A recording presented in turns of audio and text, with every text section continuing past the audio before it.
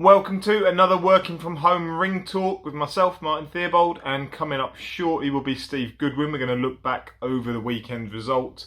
Massive result for Goodwin Boxing boxer Linus Udofia. Hopefully you all saw it on Sky Sports on Sunday night. Cracking result as he retained his English title. And I've been joined by my cat for the evening. Sunday night from Milton Keynes. Linus Udofia stops John Harding Jr. in round 9. Great performance from Linus. We're going to come on to it later. That's kind of all you need to hear about it from me for now. Other results on the card. John Hedges made his professional debut.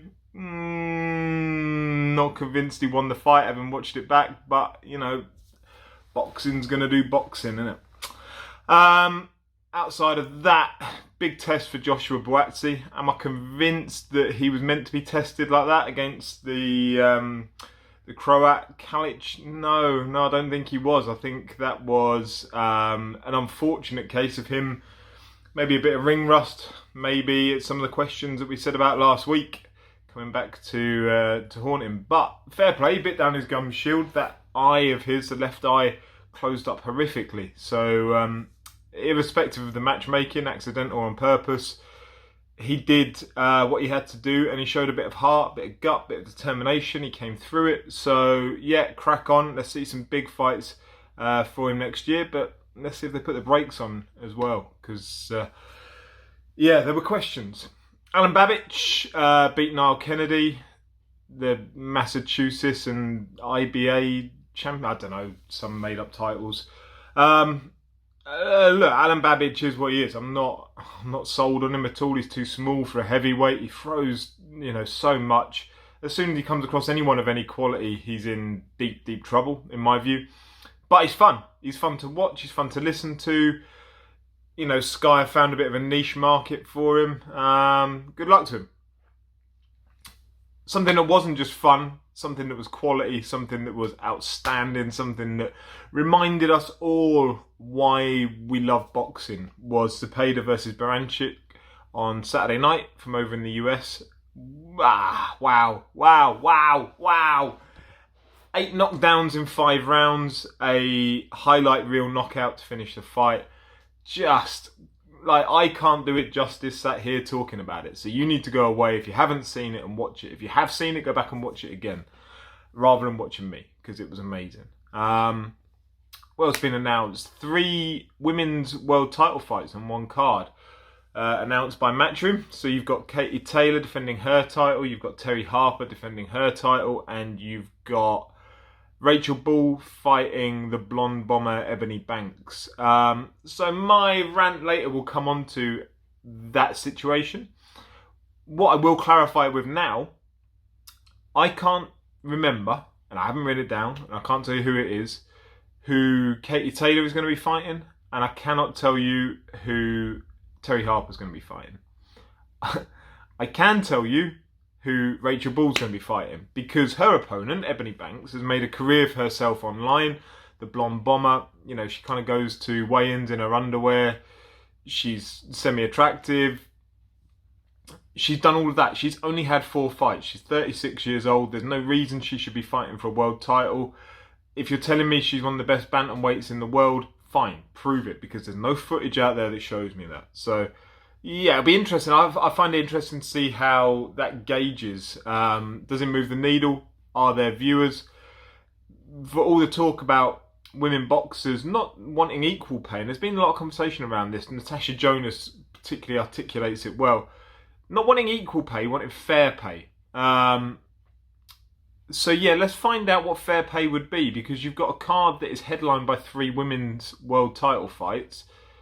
I'm just intrigued to see what the numbers come out as from the Barb ratings. Do they come out high? Do they come out low? Do they come out somewhere in the middle? How is it comparable to a man's card?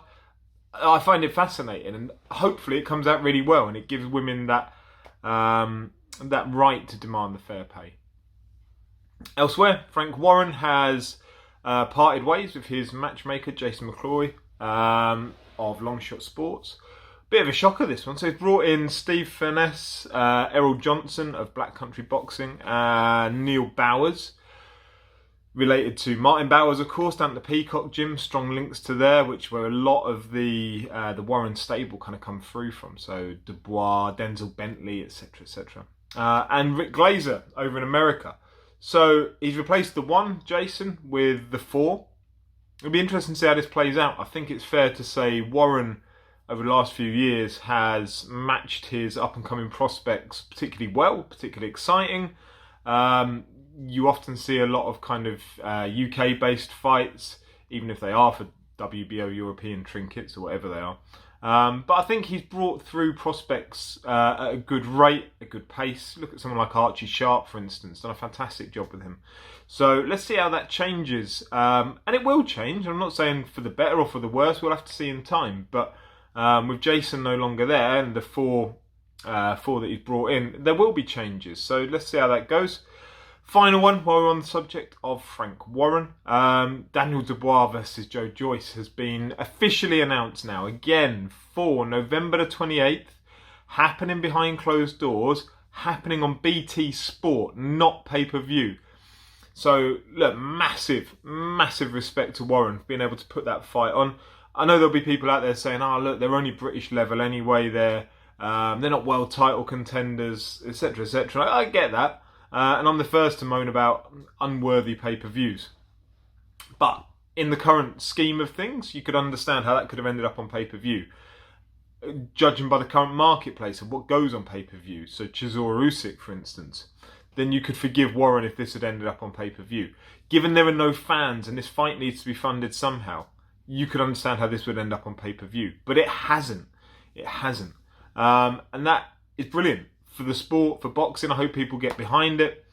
So November 28th, standard BT Sport, Dubois versus Joyce. Just a great fight for British boxing. And hopefully, it brings in a wider crowd, brings in some of the football audience, whatever. It's not behind that additional paywall. So, fantastic. Well done to Frank Warren. Well done to BT Sport for putting it on. And so now we're going to move on. Me and Steve are going to go slightly more in depth around Linus and take a look over that Sky card. Right, with me now, Steve Goodwin. How you doing, Steve? I'm good, mate. How are we? You okay? I'm good. I'm really good. I'm even better because in the YouTube comments last week, I got called Enrique Iglesias. It's not bad. So, I'll take that. It's not bad at all. Yeah, no, it's all good to see. It's all the weight you've lost, Martin. See, since you last did the ring tour. I know. But yeah, I've gone apparently from Danny Dyer to Enrique Iglesias. I'll take that. That's good. How are you? So big weekend, wasn't it? Yeah, I didn't go.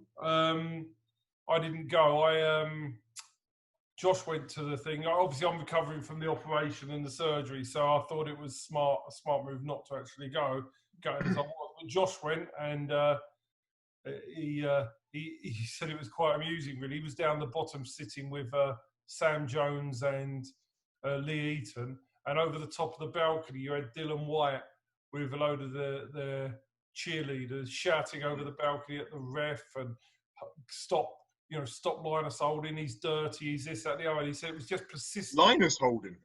Yeah, Linus Holding, hitting behind the head, being dirty. He said it was relentless. All Josh could hear was him shouting over the balcony. He said it was like ludicrous. He said there was only one person fouling continuously and Holding in the fight. I was going to say, I'm not sure it'd be Linus that was the issue for Holding. Yeah. No, what did you make of it? I thought Harding. Comments I would say, I thought he fought better in spurts than I've seen him fight, and I think Xavier Miller's done a good job with him. That was point one. Point two, for somebody that's been training in Portugal for so long, he was blown out of his arse very early. So what on earth why did he have no actual stamina to do it? I mean, Linus's stamina was far, far better. I know he was under pressure with Linus, who kept peppering him, but I would have expected somebody that had been full-time training for that many months to have actually been able to last the pace a bit better. And number three, Linus put on, I thought Linus in the first round or two was a little bit rusty because he hasn't fought for a year. I thought that he then just took over the fight.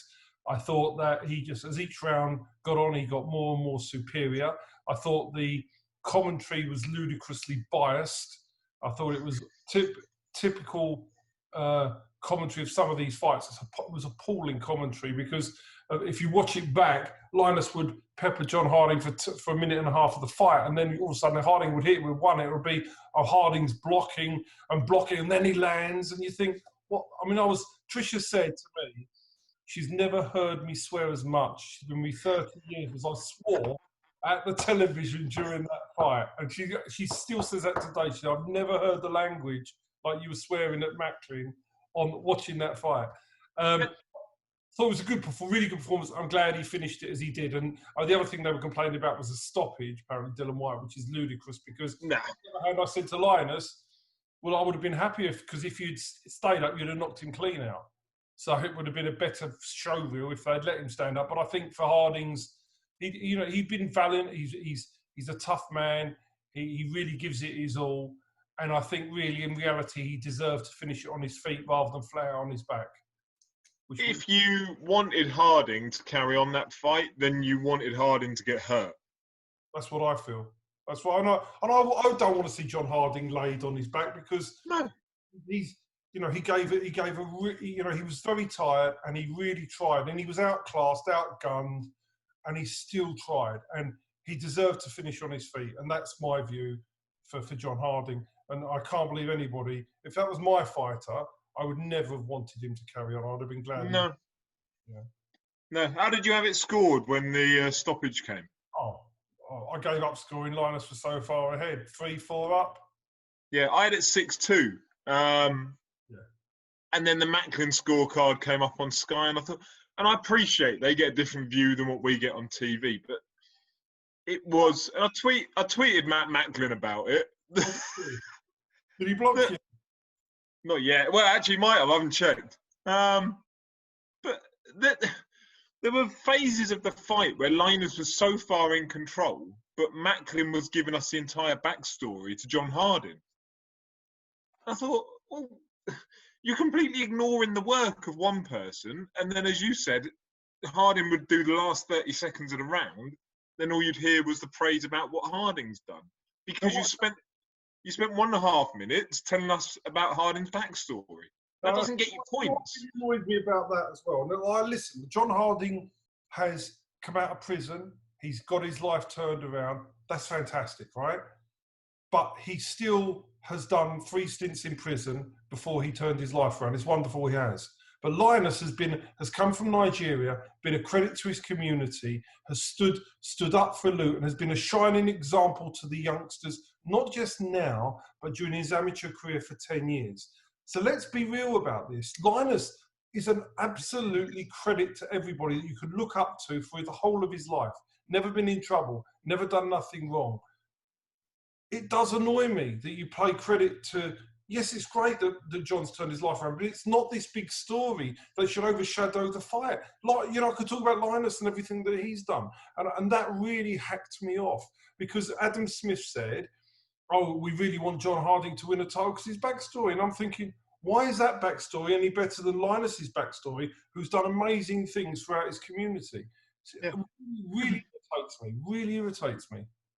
Yeah, no, I agree. So what would be the future plans then for Linus? And I know, we've chatted about it a little bit off camera, but are there any kind of immediate plan? I know we're going to speak with Linus shortly as well and get his take on it all.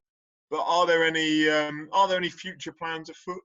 Well, it's hard to have the future plans when you're in this lockdown scenario because you're taking fights for less money than you would do if you were not out of this lockdown facility. So, and Linus is in a great position. Whether he fights again before the end of lockdown or not, he's still in a wonderful position. Top 10 in the country, not far off getting a big title shot. We're not going to take the wrong fight for the wrong money, that's for sure. And, I think he would benefit from another fight before he goes up another level. And what's really good about this is Linus and his trainer, Terry Stewart, are both they get this business so well. They're in no rush.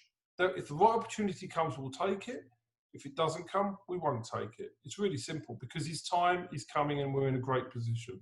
So we're not going to force him to taking the wrong fight because he's not a stupid man, Linus, and neither is Terry the trainer. Great to work with two people that get it so much. It's great. Yeah, and it's good when you see the social media reactions, because I know Twitter's a bit of a vacuum and Facebook's a bit of a vacuum, but actually to see really positive feedback for everything that kind of Matchroom or Sky have tweeted out about Linus, is that nearly all of the responses are positive feedback, positive responses about how he did on Sunday night and how people want to see him again. Yeah, so I think he's done himself no harm with that fight, and I actually believe one thing: the better the opponent, the better he will be, and I think he's got levels and gears to step up from that. I don't think, in my opinion, he came out of gear number 2 or 3 to win that fight, and I think there's more gears for Linus to go through, and I think he will go through those gears, especially when he's not 12 months out of the ring. So, you know, I think there's so much more to come from him.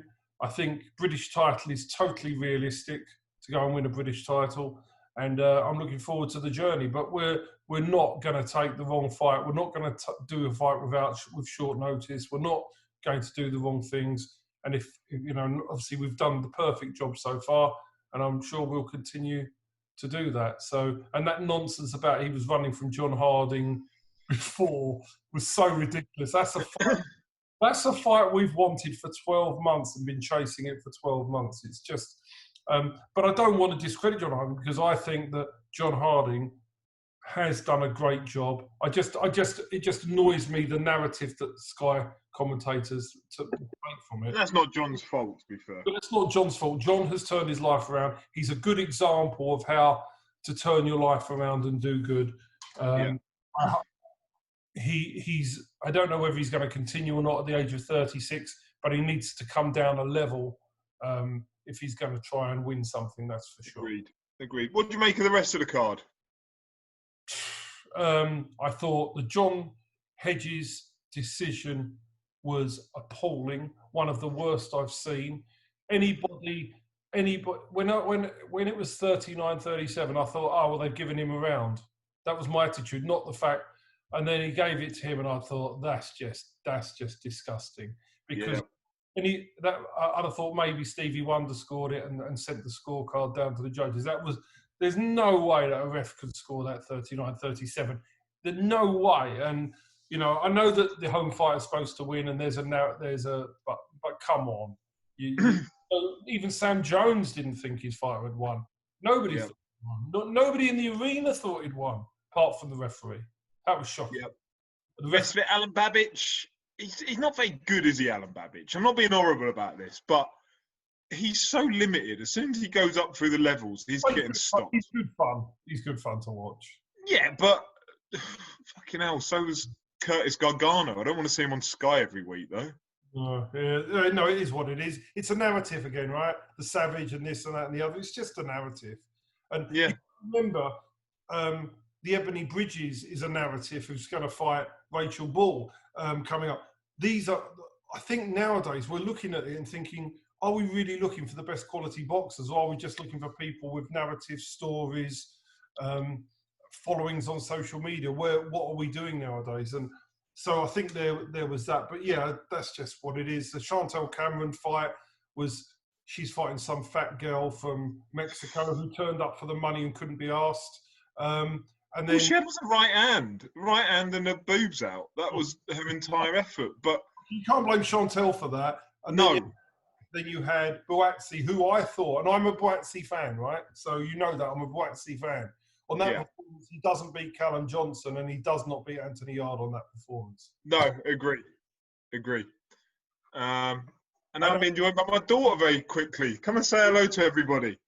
You should be in bed. Say hello to Steve. Hello. You should be in bed. Right, you go back to bed because I'm recording. Okay. My daughter's debut on Ring Talk. Yeah, so all in all, the card was okay. Kane Baker, as I said, would put up a really good showing against Fiaz. Once again, Macklin, 80-72, he scored that. Come on. That was 77-75. And even Frank Smith said he had it at that. So Macklin, once again, the 80-72 narrative. It's appalling. It was a real shame that Kane Baker came out and retired after that. Because he's such a I was really impressed. I know you said last week you set the scene around it, and kind of all I knew him from really was the Conor Benn fight. Well, I said he put up a proper fight. I said that Fiaz wasn't a 10-on chance. I said that last week. Yeah. Yeah. I thought he was brilliant, Kane Baker. Just because he doesn't think he gets a fair shake. Yeah. And you could have listened, in my opinion, that could easily have been scored a draw. You know, it was really close, and you might have people are listening to Matt Macklin and judging by what he's saying, which is Baker's winning it, so Fiaz is winning every round. It was nonsense. But you listen to that and you start to believe it. I was watching it saying, this is rubbish. He's talking rubbish again. And that was after so you imagine I've had the Linus fight, now I've had this, and I'm watching thinking that man should be seriously, he should be given, somebody needs to replace him if that's his scoring.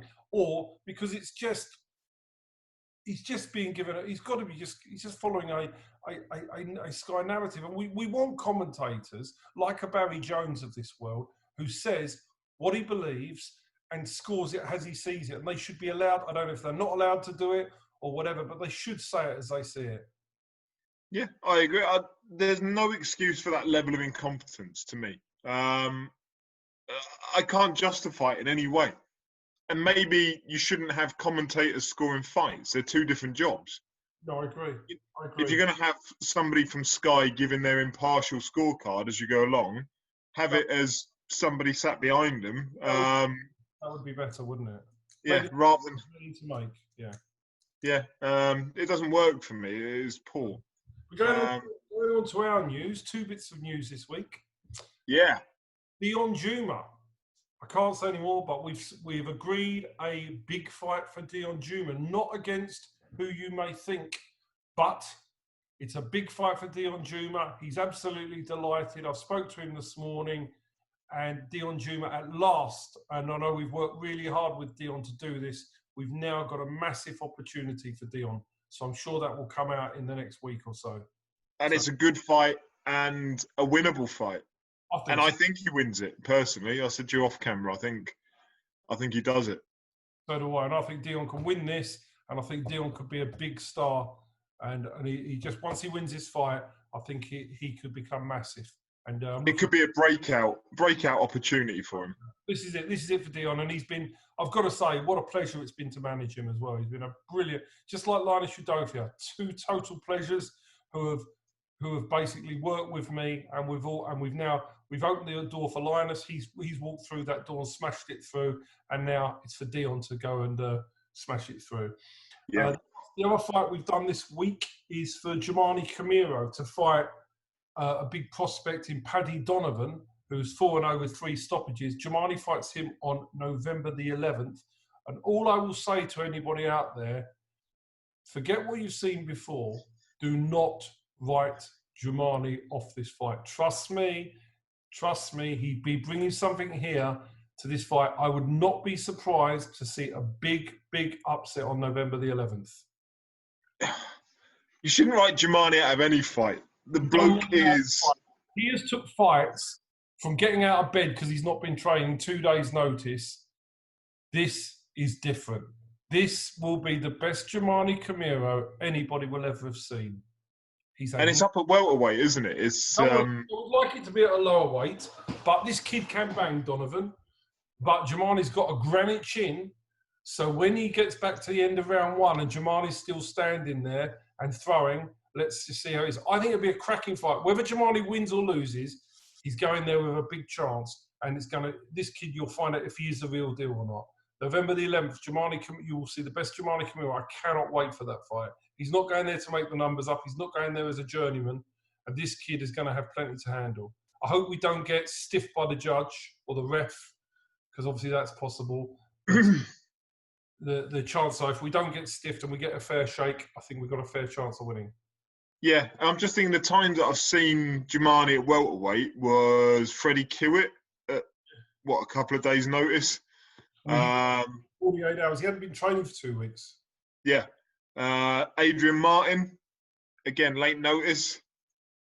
And he beat Adrian Martin and only just lost to Freddie Kiwitt, who went on to... Well, Louis Green and lost by a point to Louis Green as well with no notice. Yeah. That's not bad form. Jamani's a threat to anyone. That you could hit that lad with 10 baseball bats and he'd still keep walking forward at you, shutting that ring down. He would be a nightmare for anyone to fight. I spoke to a Matchroom the other day. They offered me a fight at 10 stone 6 for one of my fighters who's much lower weight, who's got a good record. So, and I knew what they were doing. They're trying to bring one of my fighters, I'm not going to mention who it is, but they're trying to bring one of my fighters up in weight to take a hammering. So I said, no, he's not available, but Jamani Camiro is. And they wrote back and said, not interested. No, I wouldn't be interested. You don't want that. You don't want that. Yeah, so but it's been difficult to get him a fight, really difficult. But we're ready to go now, and I'm really looking forward to seeing him fight this Paddy Donovan. Really looking forward to it. Yeah. So you've had a few up in front of the board today. You probably can't say they are, can you? It's, I had 4 fighters, 4 new. We are signing fighters, some really good fighters at the moment. But rather than just keep announcing, we're going to wait till this starts to the finishes, and we'll start to release details. But we are signing plenty of really good fighters at the moment, and 4 went up today before the board. And I've got Zoom calls with 4 potential new fighters over the next 7 days as well. So we're working really hard at signing a really good team for 2021.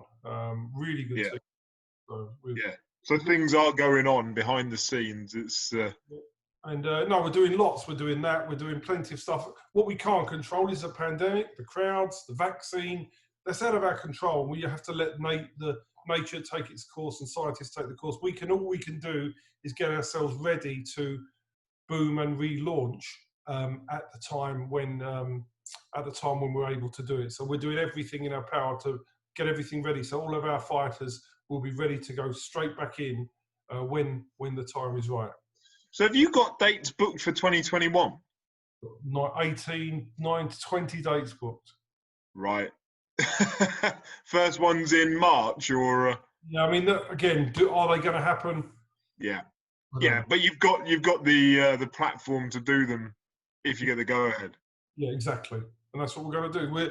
We'll be ready to go, and whatever it takes, we'll get everybody out quickly and get the shows going, and get everybody out and about. Those that are ready to go will be we're doing. We've got plenty of new talent to come out as well. So so it's going to be a very exciting restoration when we come back, but we just don't know when. And we still got people telling fighters they know when. It's still carried on this week, Martin. Same guys at it again.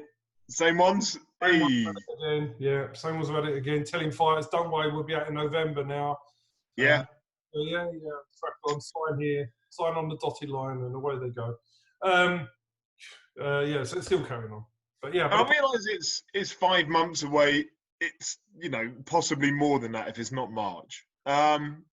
It's difficult to say. But when you come back, given that everybody has lost a year of their career, would you then be matching them harder, do you think, or picking up from where you left off, or maybe even going easier on the basis that they've all been out of the ring for a year? I think it depends on which fight. Now, you've got the fighters that are going to come back and go, look, I don't want to do all the ticket thing anymore. I just need to find out where I'm at. So we'll have to talk to each fighter individually. If that's the case with that fighter, he goes in.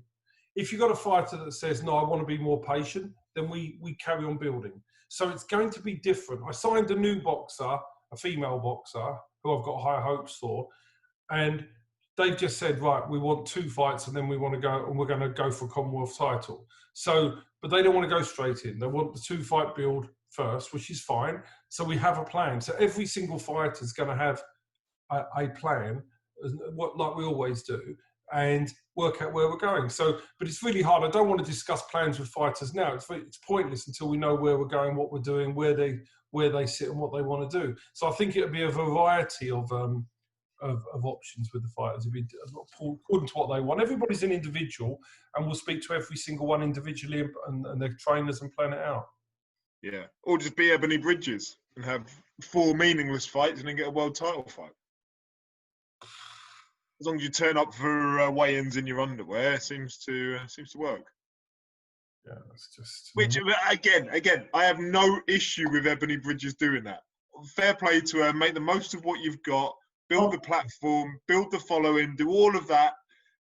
I have an issue with the WBA for sanctioning it. Yeah, I think that's fair. It's not really It's not Eddie's fault. It's not her fault.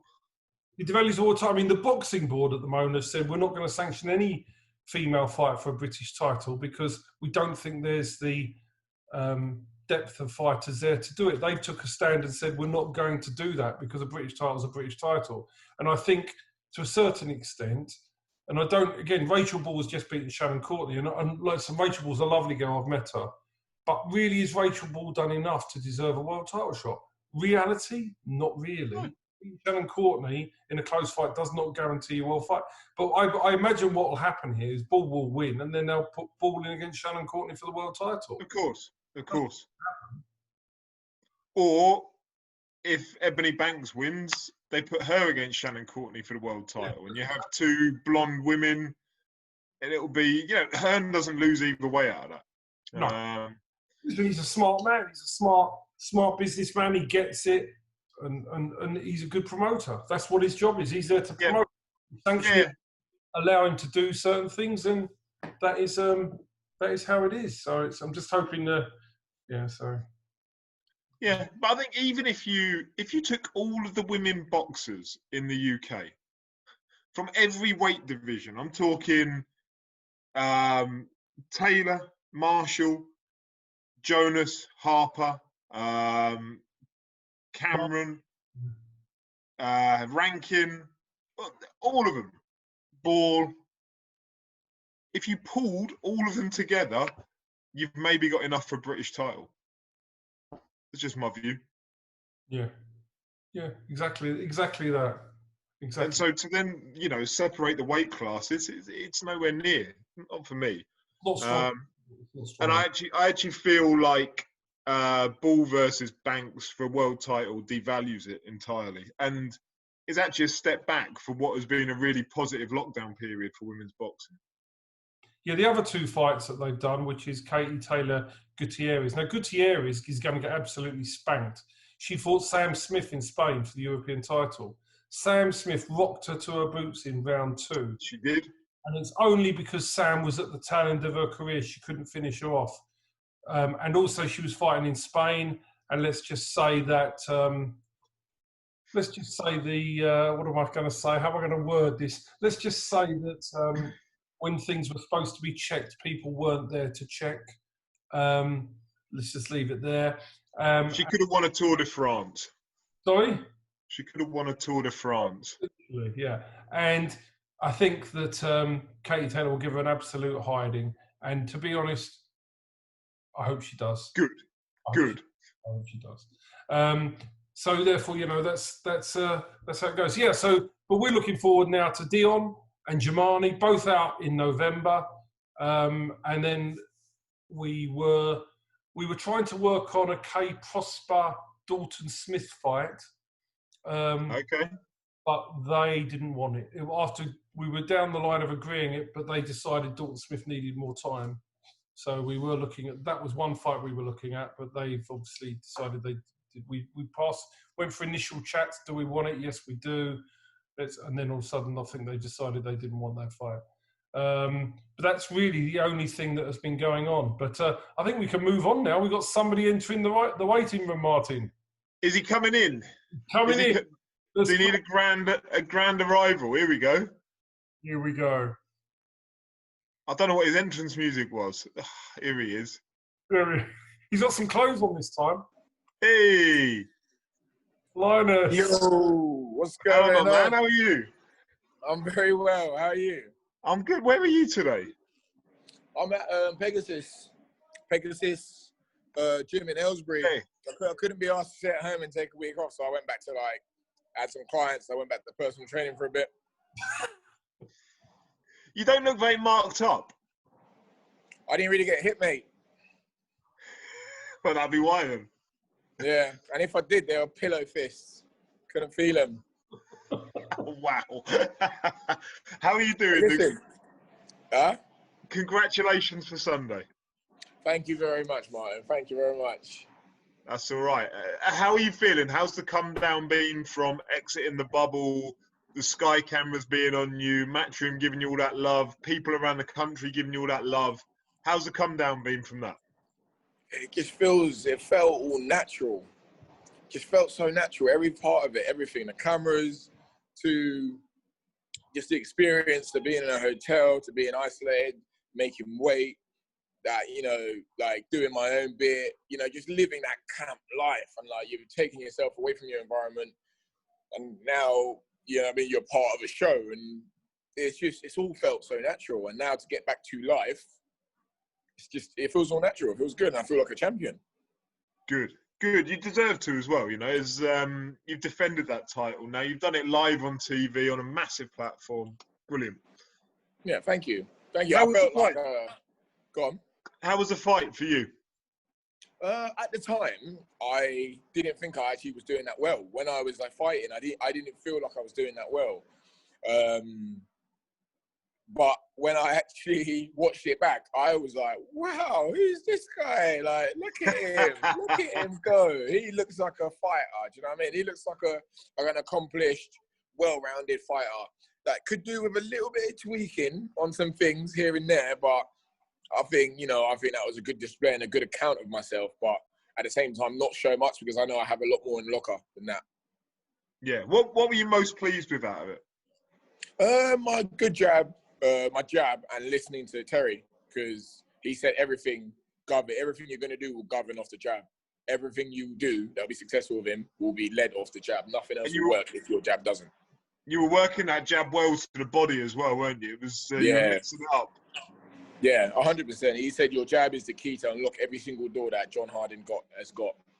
So, you know, he said, use that jab diligently, and you will get to him. And he called it perfectly. He goes, you're going to pick him to pieces, and he will be done from 7 to 10, I think. You're going to stop him within 7 or 10.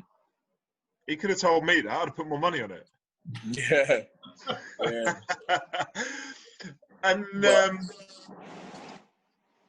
so how the whole experience from when you kind of checked into the hotel to when you left, how was it? Like I said, it was just good. It felt right. It felt really good. It was a bit different, but at the same time, I've been there, I've done it before, and I do it most of the time anyway. So none of it was too new. If anything, there was just a lot more cameras, a lot more interviews. Days were structured a bit. And it was just, I don't know, it was really nice. It was a good experience. I didn't feel like I was too far away from home, because I still had Terry there. And he's someone I've spent time with a lot coming up to this fight anyway. So it didn't feel too far away from home. And it was nice. It was nice. So yeah, it was really nice. It was really nice. Or if you forgot to bring your PlayStation headphones, or you needed Mars bars. Yeah. If you needed Mars bars dropping off for Terry, then someone was around to come and do that for you. Yeah, that new age boxing guy, he weren't too bad, was he? I'm like your fucking personal Amazon Prime. Mate, you did a job. You did a better job than them. You should open your own courier service. Yeah, so no, that was Wednesday was the headphones, Friday was the Mars bars for Terry. But how did you find it anyway? How did you find the fight? Ask Steve first. I thought we wouldn't spoke about it, so you discuss it. I was a bag of nerves sat on my sofa. Really? I was. What was you nervous about? Because every time I watch you, I'm nervous. I've known you from your debut through to now. And yeah, like was it the third round where Harding caught you with that uppercut? Yeah. So, you know, they were complaining about head. They were complaining, oh, he's hitting him around the back of the head. I was thinking, well, this cunt's holding me. This cunt's holding me more than MMA. Like, what the fuck's going on? What? You're gonna make noise about me hitting him around the back of the head. So anyways, I'm hitting him around the back of the head, as he's holding me, trying to get him in the head. And he's hit me around the back of the head, and I've gone to like go, ref. He hit me around the back. As I've gone down, I'm going, ref. Like, he's hit me. He put my hands out. He caught me with a lovely uppercut. Whack. Yeah. And I've just gone, oh shit. I better I'm thinking, okay, well, he's clearly still throwing punches, so I better kind of get ready to defend all this. And then after that, I just went, oh, you know what? Actually, this ref, and I'm not going to lie, I don't think they had any intention to make this quite equal for me, if I'm honest with you, because, you know, he's holding me, I'm hitting him. Even when, like, a few rounds in, he's still holding me. Holding me. Yeah, like, I'm like, get off me. The ref will come up to me and go, don't throw him. And I'm like, referee, do your job. Like, he's holding me. I can't hit him when he's holding me because you're going to warn me. And I can't throw him. He's holding me. You know what I mean? You're not allowed to do that. Come on. And he's like, no, I'll let you lot fight inside. I goes, yeah, that's great, but he's holding me. This isn't, what are you doing? And yeah, it was just, I don't know. It was one of those where it was a bit annoying because you felt like I was fighting the ref as well, but it's all right. That's right. It's lessons. Lessons. Yeah, I learned quite a lot. I figured it out anyway, and every time he held me, I kind of just pushed him off, kind of slid out and pushed him off and kept the pressure on him. We knew the pace we'd get to him anyway. We knew, like I said to you, there was no disrespect to John. When I said there's levels to it, I just said he's not been at this level. No matter how much they tried to say it to him or say about him, saying, yeah, he's been at this level, he's been at this level, he's been at this level. He hasn't been at this level. The only time he's ever been at this level was when he fought Jack Cullen. And he came unstuck like he did before because he hasn't been at this level. He's not a title level fighter. Yeah. And I showed that because he was done from 4 rounds. Yeah. Well, I thought you boxed well. I thought you stepped to the side particularly well. And it's often a frustration watching boxers where they'll step off. When they're on the inside, they'll step off and then step out. But you were stepping off, throwing the punch, and then stepping out. Yeah. I thought you were doing that really well, really slickly, going left and right as well. So, yeah, I was particularly impressed with that. It took you a couple of rounds to get going. But as always notoriously lose the first round. I tweeted that before the fight. I didn't actually lose the first round, I don't think. I thought I drew the first round. I was going to say I thought the first round was a draw. Yeah. Nah, I don't give out draws. You lost it. But no, I thought I had you 6-2 up when the fight was stopped. How sweet was that? I'd only given him 2 rounds as well. I gave him the first and the third. Yeah, same. How sweet was that right hand to connect with? I don't remember it, but I didn't feel it. Like, does that make sense? I was doing it and I was thinking, every time he comes on the inside, especially when he gets a bit happy and he has that little burst of energy, he gets really wild. He leaves his chin wide up in the air, and all you have to do is hit him as he's throwing. I know I can do it, so I just waited, and he's throwing. I'm thinking, let me just, as he's throwing now, let me take a few back steps and let him keep throwing. Let me just let him think, he's gonna get happy. He thinks he's got me. I'm thinking, yeah, let me just throw. I'm thinking, yeah, it's fine. I'm watching him. Throw a bit here. And I'm thinking, no, I'll keep my left hand. I won't throw any left shots. I'll throw 2 right hands. I know I've got him. I just need to time it right. I know I need to time it right. And I see it. He threw a right hand, just slipped me, and I went, I've got it. I was like, you know what? I've got it perfectly. Just literally caught it around the body, tapped it around the body, bring that left hand down, go right up to the head. I didn't feel the shot even hit him in the head. I just looked and he was down, and I was like, oh, hello. Steve and I thought you were bringing maximum violence. Steve and I were just discussing about the commentary beforehand, and it summed it up quite well that you were being almost written off by Macklin at the time you threw the right hand to finish the fight. The thing is,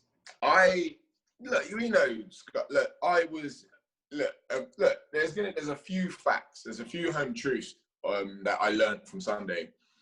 Even though I was the home fighter, even though I was in the blue corner, I was still the away fighter. You were the champion, not the home Simple fighter. as that. I had to knock him out to get a fair shake. Because I was watching the fight, and Adam Smith, is it Adam Smith? He'd give me the fairest, you know what I mean, the fairest thing, like the fairest commentary. But I'm there, and let's say I've thrown 2 jabs and a right hand, and caught him with a second jab and caught him with a right hand. Macklin would say, yeah, Linus is the busier guy here, but he's not, all these shots are being blocked by Harden. I'm thinking to myself, so his face is marking up because he's blocking them all, yeah? Like, do you know what I mean? Like, come on, like, And then one other thing I need to address as well, and I understand it's part of boxing, and it's just how it is. And it's going to sound like I'm a whiny little bitch, but it's not. But one thing I will say, if everyone build this as a 50-50, the next day when I stop him, you cannot turn around and throw, he's 36, he's had half the amount of fights I've had, half the amount of KOs, he's not a welterweight, he's not a middleweight. You can't do that. You can't say this is the guy that genuinely has a 50% chance of beating me, and then turn around and give him all these excuses the next day. And that's the only thing that's really pissed me off about this. Because I saw that float loads of times and I thought, you know what, boxing's a fickle fucking sport, man. I can't be arsed with it. Who gave those excuses the day after? I've seen a lot of boxing, like, you know, pages and channels like say it, and I'm just like, you know what, if you're billing it as a 50-50, you cannot, then it's like saying Theopoma Lopez and Lomachenko. I know I'm not comparing myself to these guys at all, in no way, but if like saying them two, if people are saying that's a genuine 50-50 fight, and let's say for whatever reason Lomachenko runs circles around him, makes him look like an amateur, beats him down, and then they say, oh, he was young, he weren't experienced enough, he's not a world level fighter. Do you know what I mean? Like, you can't do that. It takes away from the person that's won. But again, it is what it is. I understand boxing. I get it. It happens. It happens to everyone. So it's just it's something that got under my skin. That's all. It's off your chest now. It's off your chest. Yeah, I've got it out. So who do you want next? Because Steve won't commit to anything. He's given you all the praise in the world for getting the boxing business. Terry for getting the boxing business. But wipe all that out. Pretend Steve's not here. In an ideal world, who would you find next? You know me. It's not about who. It's about what. So it's the title you need to talk about. I don't really care about who. All right. What title would you fight for next? In an ideal world. In an ideal world, if let's say I'll fight for whatever title becomes available to like actually fight for, because everyone seems to think just because like calls coming out, that means the fight is eligible to happen. There's a lot of things called mandatories, voluntaries, and things like that. So whatever title is actually feasible to go for is what I will go for. I don't get when people say, "Oh, why don't you go for the British?" Well, I can't, because it's got a mandatory. There's people that there's kind of a waiting list. Do you know what I mean? People don't just get jumped through to it, like unless you're with someone quite big. But it doesn't work like that. It doesn't work. It doesn't, just because you call someone out doesn't mean you're gonna get that shot. Yeah. So I mean, Liam Williams is the British title holder at the moment, so he's defending this weekend against Andrew Robinson. Presumably he'll drop it to go after Andrade afterwards. Yeah. Will you be? But because we know Danny Digham's mandatory for that. Yeah. Will you be pushing Steve to try and get your name on the other side of that? Yeah, 100%. But I have a feeling it's going to be Cash going for that. It'll be Cash against Digham, I think. Yeah. Yeah. So it depends. You know what I mean? It just depends what becomes viable. Who knows? Then you got Bentley and Heffron presumably running their fight back. Yeah, they'll probably run it back. They'll probably run it back for a British Eliminator again. Yeah, then that leaves you versus Brad Pauls. Well, okay, well, that's not going to happen, because Terry's going to have, he'll have to be in my corner for the first round, and then Brad's got But yeah, it's one of those. It's going to be. It's a weird Game of Thrones, isn't it? But we'll see. It's just one of those. I'm like Steve. Me and Steve are on the same page. I'm just waiting. We're waiting. I'm called to. I've fought now. Put on a show. Chilling. I just want to enjoy my time off. Get back into. I'm back into the gym next Monday, and I'm pretty sure after this weekend, Steve will be on the phone, or someone will be on the phone to actually point the way forward. Do you know what I mean? Point what we can actually do. And even if it's not pointing the way forward, it can actually just say where we are. Do you know what I mean? Because right now I'm still the English champion, so defending as well. Would you defend that belt again? Would you defend it again, or give it up for Brad to fight for? It all depends. It all depends what Steve advises.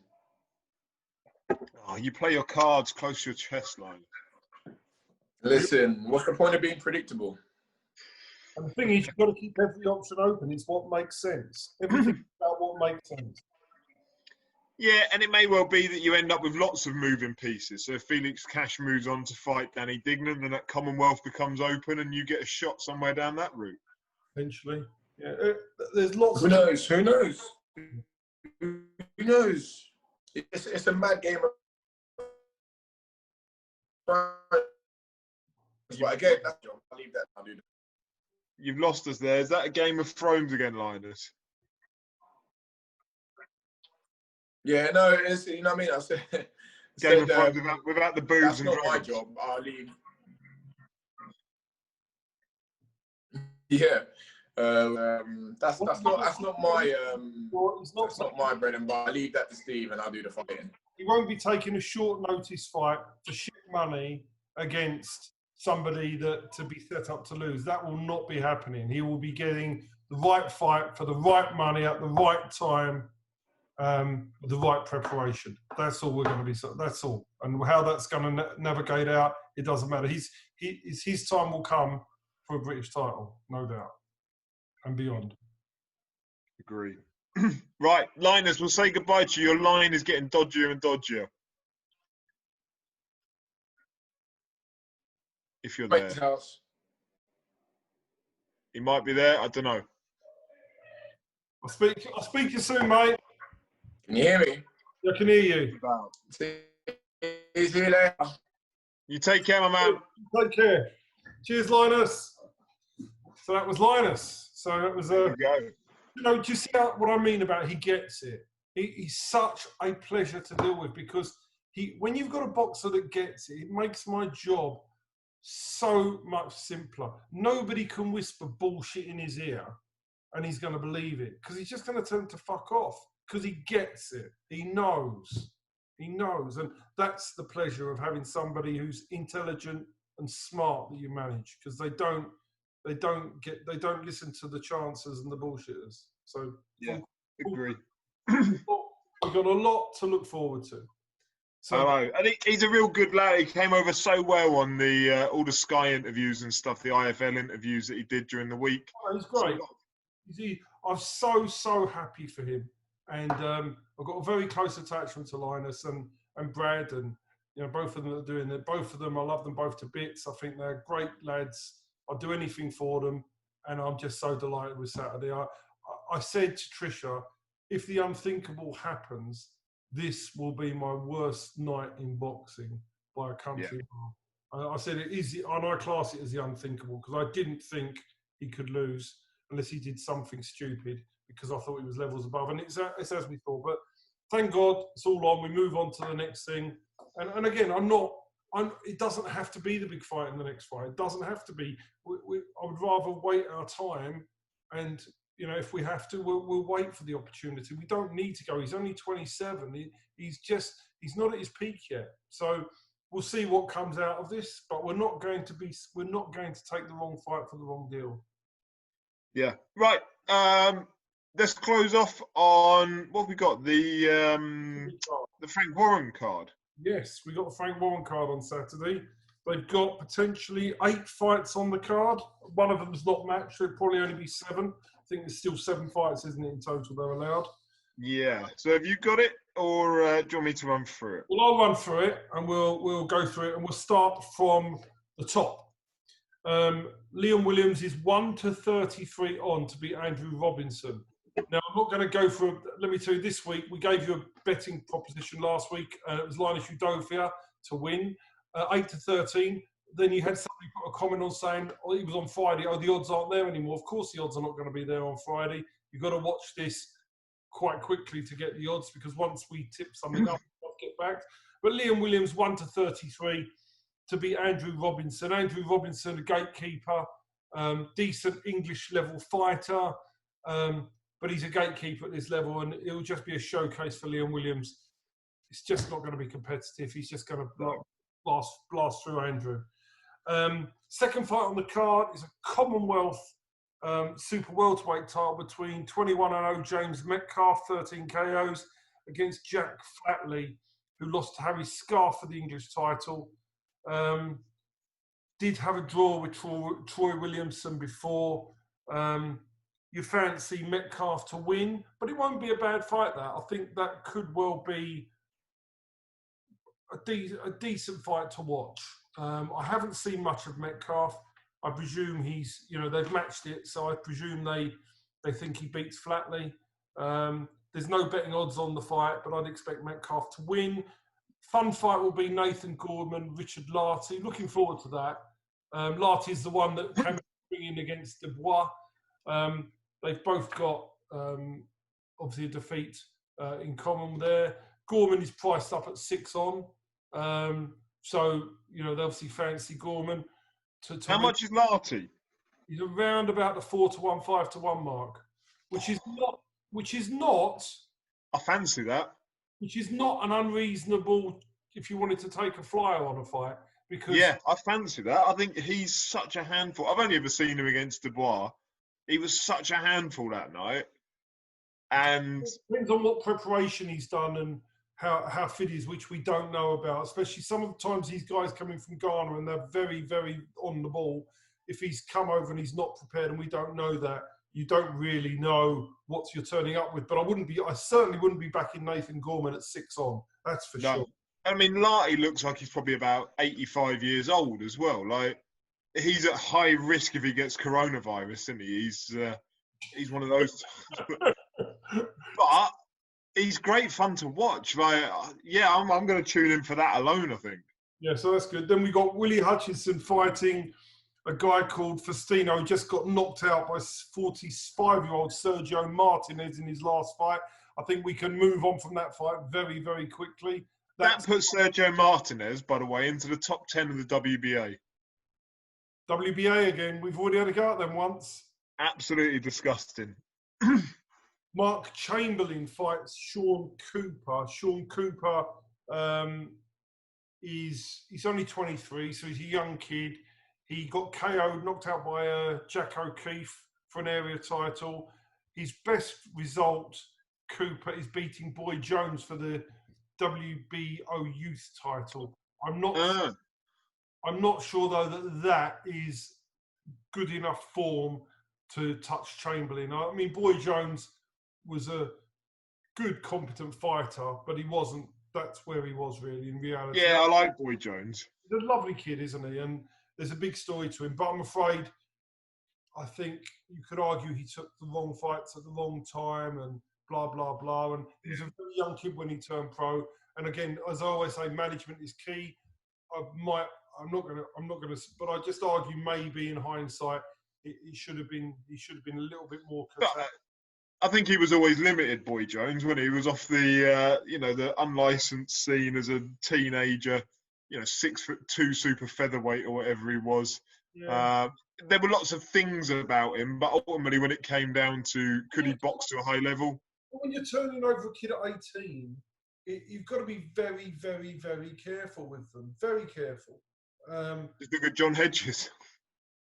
Seriously, because John Hedges is obviously better than what he showed on Saturday. I just think when you're 18, your career can come too early. If you're not, he had so many fights, didn't he? He was signed to Frank Warren, and Frank Warren gave him plenty of opportunities. But he was fighting regularly, tough enough fights. You bust when you do that. I hope he comes back, Boy Jones. But I think he's had too many hard fights at too young an age, in my opinion. So I think that in that fight, I like Mark Chamberlain. I think Mark Chamberlain will walk through Cooper. Mahid Fazaldin fights Luke Jones. Fazaldin's undefeated. Jones is 6-3. This could be one of the closest fights on the card. I know Fazaldin's very flashy star. He's called Flashy. He's a decent fighter, but Jones only lost by 1 point to James Beach for an area title, and James Beach only lost by 3 points to Brad Foster. So if you run that through a line, that puts Jones about 4 rounds behind Brad Foster. I don't think at this stage Fazaldin would be capable. He'll disagree with me. I don't think he's capable of beating Brad Foster at the moment, especially with the layoff he's had. So I think that could be quite a competitive fight. It's a fight I'm looking forward to watch. I think Fazaldin's a lovely kid. I hope I see him put on a good performance. But I think that's a fairly toughish contest. And finally, Mickey Burke is going to walk through his opponent, who's 4-1 on paper, but he got beat by a 5-22 foreigner last fight. So that's just a fight on paper where they've taken a 4-1 kid who's not as good as that record, and Burke will just smash him to pieces. So if you go through the card, I think there's interest in it. It's not. I know people are slating the card off. I wouldn't slate it off. I think Leon Williams. What do you expect? He's just having a tick over. The Metcalf Flatley's okay. The Larty fight is going to be exciting to watch, and I definitely think I think Chamberlain's an excellent watch, and I think Fazildon Jones could be a bit competitive. So I don't think it's that bad. Yeah, I mean, it's a lot of less known fighters, isn't it? Is what it comes down to, but possibly better matched. Yeah, but I mean, listen, I'm not going to, after the news today, I've got no criticism of Frank Warren when you've got Dubois Joyce not on pay-per-view. That's phenomenal, because that is phenomenal to put that fight on non-pay-per-view at a time like this. Full credit to Frank Warren, Queensbury Promotion, and all of them for doing that. Credit where credit is due for that. And BT Sport. They've really backed it. Full credit to them. I'm really, really delighted they've done that. And I think it's hats off to everybody involved. Everybody involved with making that fight like that. So it's been brilliant. Yeah, I agree. I touched on it in the news section at the beginning, but yeah, I think it maybe puts to shame other fights which have been made pay-per-view. I agree. 100%. 100%. So that was great. So I think we're going to finish off this week with it's not a weekly rant anymore. It's just a rant now and again, isn't it? It's just a rant when something annoys me. There's not enough on to make it weekly. That is true. So yeah, no, it will follow on from this. But otherwise, we will see you next week. We'll be reviewing the Frank Warren card, and we'll be previewing the Eddie Hearn card, and hopefully we'll be able to announce the Dion Juma fight and any other fights I'm working on. Brilliant. All right, excellent. Cheers, Martin. Thanks for everything, and we'll see you next week. Cheers, Steve. Cheers, mate. Take care. My daughter might appear again next week. Cheers, mate. So I wanted to save my weekly rants now for when something really gets my goat in the sport. This week, Ebony Bridges against Rachel Ball was announced for the WBA Women's Bantamweight title. What? Ebony Bridges is 34 years old. She's ranked 29th best bantamweight in the world by BoxRec. She's had 4 fights, one of which is against somebody with a winning record. How have they made this for a world title? And that world title has been sat doing nothing for 2 years by the WBA. 2 years! It's been self-isolating. How has this been made for a world title? Now, for those that don't know, Ebony Bridges goes by the name of the Blonde Bomber. And she is synonymous with doing some of her weigh-ins in underwear. And, she's got she's semi-attractive. She's a lad Bible boxer. Now, I've got nothing wrong with that. I don't have an issue with that. But that doesn't warrant you a world title shot. It degrades what women's boxing should be about at a time when women's boxing is at a great point after the Jonas versus Harper fight, after the Taylor versus Pursoon fight, after the Ball versus Courtney fight. Women's boxing has never held a higher esteem within boxing fans in the UK. So to make something like that for a world title, you're flying somebody from Australia during the middle of a pandemic that has had 4 fights and is 34 years old to fight for a world title against Rachel Ball. Fair play to Rachel Ball, and I hope we get another UK world title holder out of it. It's laughable. It's laughable.